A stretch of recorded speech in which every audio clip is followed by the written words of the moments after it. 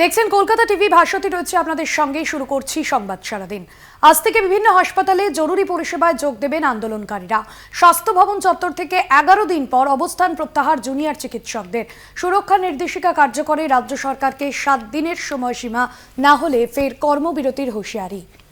আজ থেকে চিকিৎসা পরিষেবায় যোগ দেবেন জুনিয়র চিকিৎসকরা। 11 দিন পর অবস্থান প্রত্যাহার করলেন আন্দোলনকারীরা।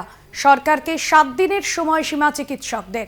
সুরক্ষা নির্দেশিকা কার্যকরে রাজ্য সরকারকে 7 দিনের সময়সীমা, না হলে ফের কর্মবিরতির হুঁশিয়ারি। আপনাদের জানিয়ে রাখবো, স্বাস্থ্য ভবন চত্বর থেকে 11 দিন পর অবস্থান প্রত্যাহার জুনিয়র চিকিৎসকদের। সরকারকে 7 দিনের সময়সীমা বেঁধে দিলেন চিকিৎসকরা। আজ থেকে বিভিন্ন হাসপাতালে জরুরি পরিষেবায় যোগ দেবেন আন্দোলনকারীরা। সত্যসুন্দর ভট্টাচার্য রয়েছেন আমাদের সঙ্গে ফোন লাইনে। সত্যসুন্দর, যে সমস্ত শর্ত তারা রেখেছিলেন, অর্থাৎ সুরক্ষার বিষয়টা যেটা প্রথম প্রাধান্য পাচ্ছে তাদের শর্তের মধ্যে, সেক্ষেত্রে রাজ্যের মেডিকেল কলেজগুলোতে সুরক্ষা সম্পর্কিত কোনো ব্যবস্থা না হলে আবারও তারা কর্মবিরতির পথে হাঁটবেন, এমনই হুঁশিয়ারি দিয়েছেন তারা।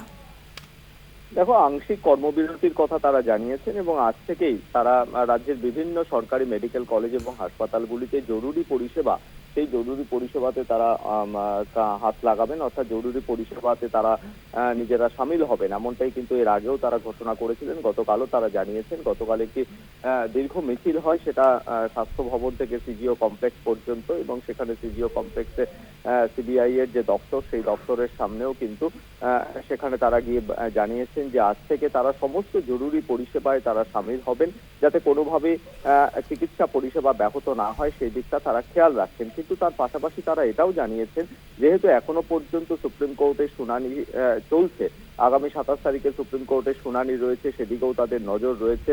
ইতিমধ্যেই সরকারি তরফে যে সমস্ত ডাইরেক্টিভ দেওয়া হয়েছে, তার মধ্যে কিন্তু তাদের যে সুরক্ষার দাবি, হাসপাতালের স্বাস্থ্য পরিকাঠামোর দাবি সহ একাধিক বিষয়গুলো, সেগুলো কিন্তু অধিকাংশই মান্যতা পেয়েছে। তবু সেটা যতক্ষণ না কার্যকরী ভূমিকায় দেখা যাচ্ছে, ততক্ষণ পর্যন্ত কিন্তু তারা বিভিন্ন হাসপাতালের যে বহির্বিভাগ রয়েছে, অর্থাৎ আউটডোর রয়েছে, সেখানে কিন্তু তারা পরিষেবা দেবেন না।